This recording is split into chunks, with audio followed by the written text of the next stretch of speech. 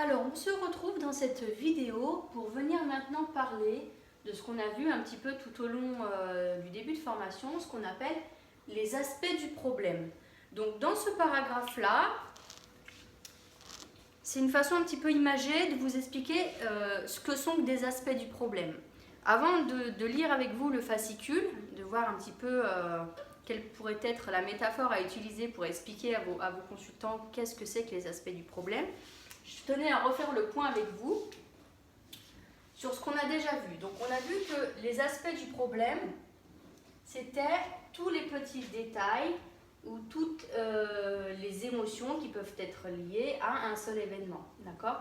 Les aspects, ça peut être des aspects visuels, auditifs. Par exemple, dans un événement,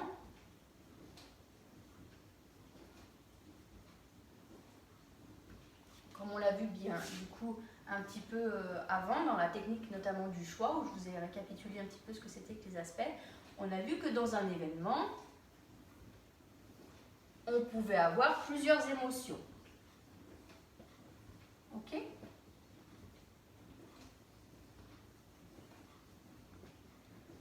Alors, on va mettre émotion 1, émotion 2.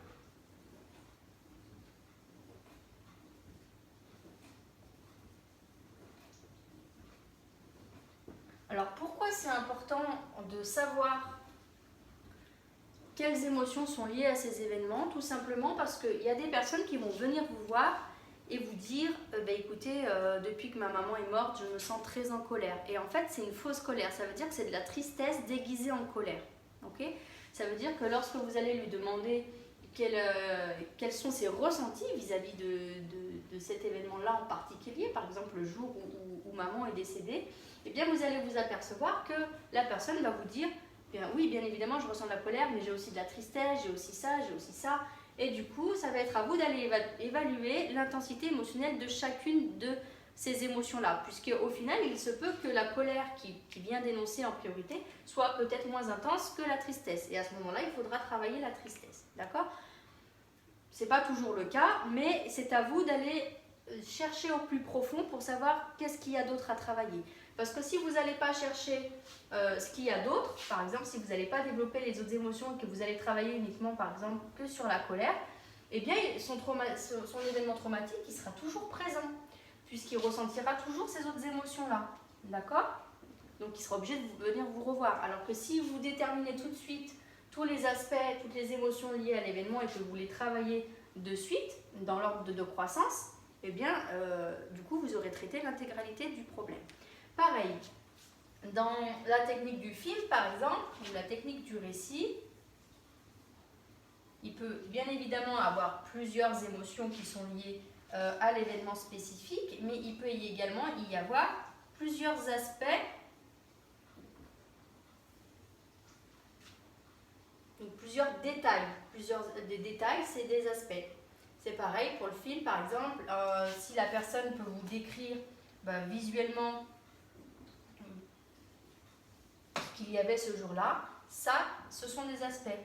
D'accord ? Si elle peut vous décrire les bruits, donc tout ce qui est olfactif, ça, c'est un aspect. Ça veut dire que si vous allez traiter au cours du film tout ce dont elle se souvient visuellement, mais que vous ne traitez pas les bruits qui sont du coup mémorisés au même titre que tout ce qu'elle a vu pour cet événement-là, eh bien vous allez effectivement effacer peut-être son trauma par rapport à ce qu'elle a vu, mais toutes ces mémoires olfactives, elles seront toujours là. Ça veut dire que si demain, elle voit un accident qui se produit, elle a vécu un accident, elle voit un accident qui se produit, elle sera peut-être un petit peu moins traumatisée, mais si vous n'avez pas travaillé sur ce crissement de pneus et que le jour où elle revoit un accident devant elle, elle entend un crissement de pneus, ça fera toujours rappel à son accident. D'accord ? Donc c'est pour ça qu'il est toujours intéressant d'aller travailler sur tous les aspects, tous les détails dont la personne se souvient. C'est pour ça qu'il est important que lorsque vous faites cette technique-là,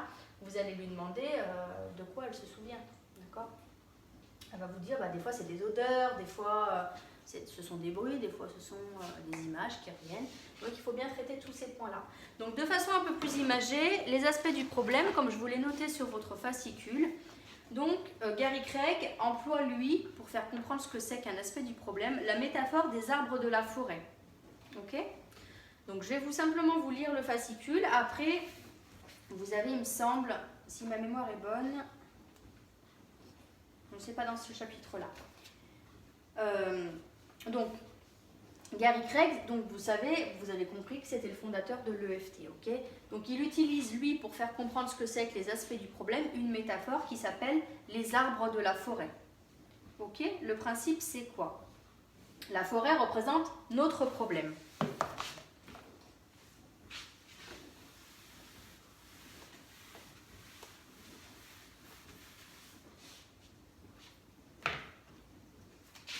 Donc, la forêt, c'est notre problème. Ok? Dans une forêt, eh bien, il y a beaucoup d'arbres. Il y a des gros arbres, puis il y a des plus petits arbres. Jusque-là, on est d'accord. Vous êtes déjà allé vous balader en forêt, vous avez déjà remarqué qu'il y a des arbres qui sont beaucoup plus gros que d'autres et qu'il y en a qui sont tout petits. Ok? Donc, cette fameuse forêt représente le problème dans sa globalité. Ok? Et chaque arbre va aller représenter ce qu'on appelle un aspect négatif du problème. D'accord? Donc, qu'il soit gros ou qu'il soit petit, chacun des arbres, ça représente un aspect du problème. Donc ça peut être une situation, une mémoire, un ressenti particulier, un problème sous-jacent. Cette forêt peut parfois paraître énorme, inextricable, et certains se sentent totalement piégés, perdus dedans. D'accord? Donc nous, notre travail, ça va être aller de déblayer tout ça pour aller travailler dans un premier temps, comme je vous le disais, sur les plus gros aspects du problème. Pour, et bien du coup, éclaircir la forêt et que le consultant se sente un petit peu moins perdu dedans. Okay? C'est pour ça qu'on travaille toujours sur les gros arbres en premier. Donc, comment se sortir de cette fameuse forêt? Donc, chaque séance de FT effectuée sur un aspect spécifique équivaut à abattre un arbre. Okay? Donc, lorsque l'intensité est ramenée à 0, c'est qu'on a rabattu l'arbre et qu'on a travaillé sur l'aspect. Donc c'est pour ça que je vous disais juste avant qu'il est important de travailler chaque aspect et de ramener l'intensité à 0 sur chaque aspect. D'accord? Donc au fur et à mesure que des arbres tombent, la forêt du coup s'éclaircit. Donc vous ressentez, ou votre consultant ressent de plus en plus de légèreté, de soulagement, d'aisance, et le chemin de la sortie se dessine plus clairement. Si la tâche peut sembler difficile, on ne se décourage pas, car deux choses vous aideront considérablement. Donc ces deux choses, c'est ce que je viens de vous dire, hop, à l'instant, c'est d'abattre en priorité les gros arbres. Donc vous l'aurez compris, un arbre c'est un aspect. Je le répète, mais c'est pour bien que ça rentre. Donc on traite en priorité les éléments négatifs les plus importants, d'où l'importance d'évaluer le sud à chaque fois. Pour que vous puissiez savoir quelle est l'intensité de l'émotion, vous êtes obligé d'évaluer. Okay? Ces arbres-là prennent beaucoup de place à eux seuls dans votre forêt et lorsqu'ils auront disparu, vous vous sentirez déjà plus en paix. Pour abattre du coup les suivants. Et quel est l'intérêt de travailler sur les plus gros arbres en premier? C'est de bénéficier de ce qu'on appelle, je vous l'ai noté là, l'effet domino. Donc vous savez ce que c'est que le jeu du domino, hein? On y a tous joué. Vous poussez un domino, vous avez tous les autres qui tombent. C'est clair, net, précis, voilà. Donc un arbre qui tombe peut entraîner avec lui dans sa chute d'autres petits arbres. Donc il arrive qu'après avoir traité un problème et amené son intensité à 0, d'autres problèmes disparaissent tout seuls sans avoir eu le besoin d'aller taper dessus. Ok? Donc c'est ce qu'on appelle cet effet domino ou Là, je vous ai noté, il y a un autre nom, si vous le voyez dans d'autres lectures, que vous ne soyez pas surpris. On peut également l'appeler effet de généralisation. D'accord? Mais du coup, comment définir ces aspects? Parce que ça, voilà, on a vu un petit peu, depuis le début de la formation, je vous ai un petit peu mis sur la voie comment définir ces aspects-là, pardon. Mais concrètement, si un problème vous semble évident, il est tentant de vouloir le traiter immédiatement. Eh oui, c'est ce que je vous disais tout à l'heure. Si quelqu'un vous dit, bah voilà, je suis en colère, oh, bah il a la colère, je vais traiter la colère directement. Donc ça nous semble évident, ça va être tentant, on va se dire, bon bah il sait ce qu'il a, on n'a pas besoin d'aller fouiner plus loin. Voilà, on va traiter ça directement et ça va bien se passer. Mais dans sa globalité, quelquefois cela fonctionne, et c'est très bien, ok? Et puis dans d'autres cas, ben, ça ne fonctionne pas, parce qu'il y a forcément des aspects cachés derrière, des aspects négatifs cachés derrière. Donc dans ce cas, vous entendrez souvent parler en EFT de l'importance d'être spécifique. C'est pour ça que je rabâche bien depuis le début de toujours aller fouiner, toujours aller chercher l'élément le plus spécifique. Ok? Et de traiter tous les aspects de votre problème. Pardon. Donc cela veut dire aller à la rencontre des différents détails mémorisés lors d'une expérience de vie. Et là, ça va être votre faculté de thérapeute d'aller interroger le consultant, de l'amener à, du coup, interagir avec vous, aller vous dire vraiment ce qu'il ressent, ce dont il se souvient. Donc ça va vraiment être un travail là d'accompagnement, d'accord? À vous de poser les bonnes questions et de guider votre consultant de manière à ce qu'il vous apporte les réponses que vous voulez. Nous avons en effet une incroyable capacité de stockage. On l'a vu, hein, l'inconscient, c'est la partie immergée de l'iceberg. C'est 80%, je crois, même 90% de notre cerveau. Donc, en vivant une expérience, une multitude de détails variés et mémorisés dans différentes zones du cerveau, mais aussi du corps tout entier, peuvent être mémorisés. Donc les détails mémorisés sont les aspects du problème. Okay? Chaque détail dont vous vous souvenez, ce sont des aspects. Un aspect peut être une pensée,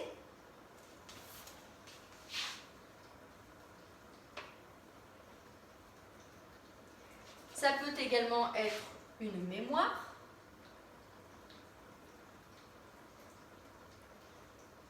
une sensation physique. Alors une mémoire, ça peut être une mémoire sensorielle. Hein. Donc quand je dis mémoire sensorielle, bien évidemment, vous l'aurez compris, ça peut être mémoire visuelle, olfactif, de l'odorat, etc. Donc une sensation physique, une croyance, une émotion, donc ça on l'a vu, hein, ça peut y avoir plusieurs émotions pour un seul événement, donc ça ce sont des aspects aussi. Donc chaque aspect est à la fois une partie du problème global et en même temps un problème à part entière à traiter en tant que tel. Donc on a l'impression que du coup le travail il devient beaucoup plus long à effectuer. Alors effectivement, le travail le plus long qu'il va y avoir en EFT, c'est cette partie thérapeutique, d'aller essayer de dénicher tout ça.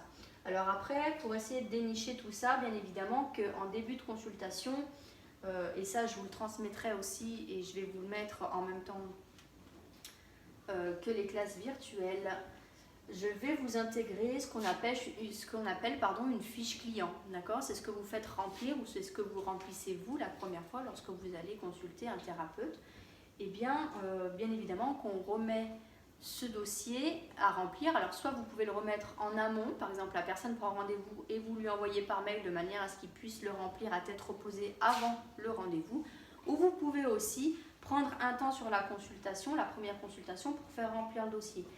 Ce qui importe vraiment, c'est que le faire remplir en amont, ça vous permet d'avoir plus de temps pour travailler. C'est vrai qu'après, quand c'est une première consultation et que vous faites remplir directement le dossier client, la fiche client directement lors de la première séance, eh bien la première séance peut varier entre 2 heures, 3 heures, 3 heures et demie. Le temps d'aller vraiment chercher, d'aller déblayer tout ce qu'il y a à travailler. Et après, le travail de tapping, lui, il est très rapide puisque vous l'aurez compris et je vous l'ai déjà dit en début de séance, Une ronde, ça ne doit pas excéder 1 minute. Donc après, c'est très rapide. Ok. Donc prenons l'exemple d'une phobie des araignées. Donc là, je vous ai mis une phobie des araignées. Bon, c'est toujours celle qu'on prend un petit peu dans les exemples. C'est toujours plus facile à comprendre. Donc différents aspects pourraient être, je déteste les voir, en particulier celles avec des pattes velues. Okay. Je déteste la rapidité avec laquelle elles bougent. Quand j'en vois une, cela me rend physiquement malade. Rien que d'y penser, j'ai des frissons dans tout le corps. Donc là, par exemple, rien que d'y penser, j'ai des frissons, c'est une sensation physique. Okay. Je déteste la rapidité, je déteste les voir, là c'est une mémoire sensorielle, ça fait appel à la vue. Je déteste ne pas savoir si il y en a ou non dans la pièce où je suis. J'ai honte de moi d'avoir peur d'un truc si petit, donc ça par exemple c'est une émotion. Je déteste l'idée qu'elle puisse grimper sur moi, donc là pareil, on fait appel à des sensations physiques, parce que lorsque vous allez demander à la personne, imaginez que l'araignée va vous grimper dessus, par exemple, la plupart du temps, les gens vont faire ça. Ouh, voilà. Donc ça, c'est la sensation physique que, du coup, ça représente. Donc je me souviens de la fois où l'une d'elles est tombée sur le plafond sur mon bras, j'ai hurlé comme une hystérique, ce souvenir me tétanise, etc., etc. Donc ça, c'est tous les aspects du problème. Donc comment repérer ces différents aspects? Les 2 méthodes suivantes vont vous aider à identifier les aspects de votre problème. Donc dans un premier temps, forcément, raconter l'histoire. Parce que lorsqu'on raconte l'histoire,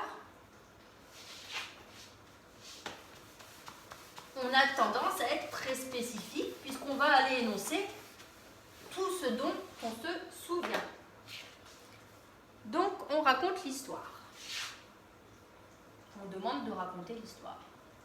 Si c'est possible, bien évidemment, on est bien d'accord que si la personne vient vous voir pour un gros trauma, on ne va pas lui demander de raconter l'histoire directement.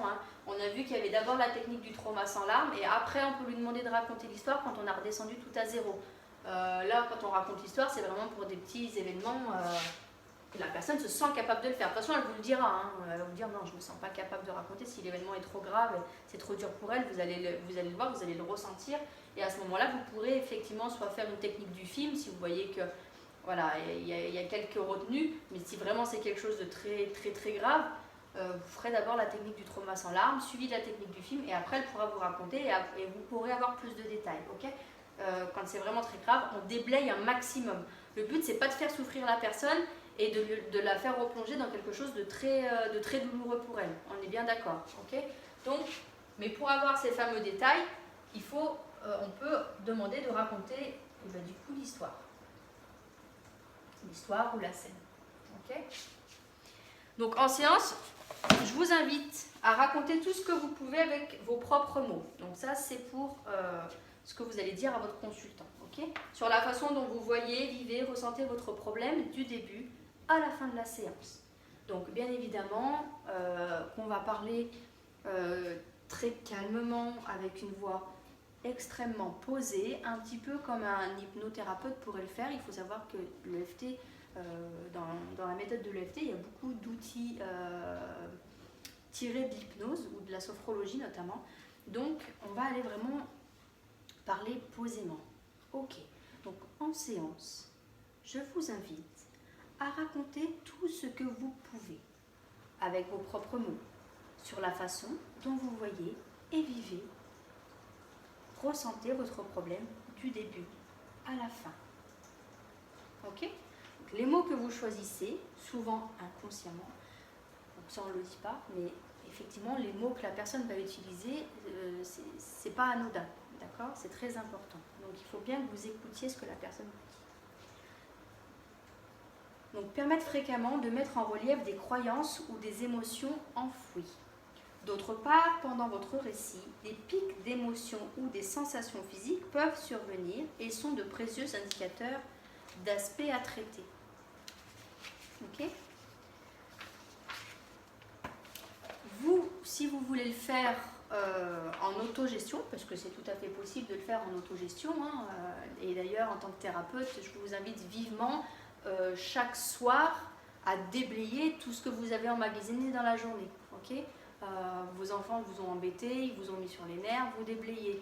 On vous a mal parlé à la caisse, vous avez trouvé qu'on vous avait manqué de respect, ça vous a vexé, vous déblayez en fin de journée. Ok, toutes les petites choses qui vous ont blessé, qui vous ont mis en colère, qui vous ont attristé dans la journée, le soir c'est bien de tapoter dessus. Pourquoi c'est bien de tapoter dessus directement? Parce que déjà, vous pouvez vous rendre compte que ça fait appel à des mémoires cellulaires bien plus anciennes, donc ça va peut-être vous permettre de travailler sur des traumas ou des événements du passé. Mais ça permet aussi de limiter l'emmagasinage du quotidien. Ok, donc si vous êtes seul et que vous faites un autotraitement, il est bon d'effectuer la même démarche en écrivant ou en vous enregistrant. Alors pourquoi en vous enregistrant? Parce que quand on s'entend parler, c'est beaucoup plus parlant. Ok, donc si un ressenti physique ou émotionnel vous saisit tout à coup, notez-le immédiatement, puis traitez-le sans attendre afin de le ramener à zéro. Ok, lorsque vous vous sentez mieux, reprenez votre cahier ou votre enregistrement pour y consigner la suite. Okay, donc là, si par exemple vous avez une période assez traumatique ou assez compliquée pour vous, que vous vous posez, vous vous autorisez à y repenser et que en vous ça fait submerger des émotions, alors que ce soit des sensations physiques, par exemple que ça vous bloque la poitrine ou que ça vous fait pleurer, etc., vous le notez. Et après, vous allez aller travailler jusqu'à ce que vous le rameniez à zéro. D'accord ? Donc, laissez un peu tout cela reposer, puis relisez ou écoutez de nouveau tranquillement votre récit du problème. Chaque mot ou phrase provoquant en vous un inconfort, même léger, recèle un aspect de problème à traiter. Donc, du moment que vous avez le moindre ressenti, même minime, ça veut dire qu'il y a toujours quelque chose à traiter. Ok ?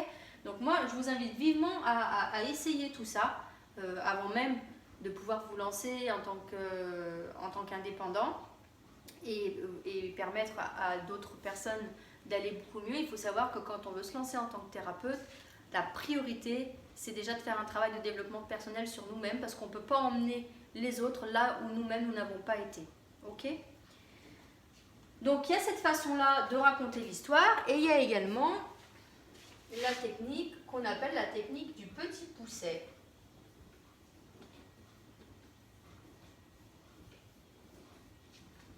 Donc la technique du petit pousset, c'est quoi? Donc il arrive pendant une séquence de tapotement sur un problème que vos pensées partent ailleurs. Ok? Vous allez taper sur quelque chose et directement en tapant, vous allez penser à autre chose. Ok? Ou qu'un élément nouveau, ou une émotion, ou un souvenir, ou une croyance, ou une petite voix ressurgisse. C'est le but aussi de l'EFT, c'est de faire remonter des choses bien enfouies pour pouvoir les travailler. Donc c'est souvent que ça arrive. Ok ? Votre banque de données, donc votre banque de données, c'est ce qu'on appelle votre inconscient du coup, interne, vous envoie des indices. Et ces éléments sont comme des miettes de pain. Donc c'est pour ça qu'on appelle la technique du petit pousset. Okay. Indiquant le chemin à suivre. Et il faut les traiter. Okay. Attention cependant à ne pas vous éparpiller. Donc, surtout quand vous êtes en autogestion.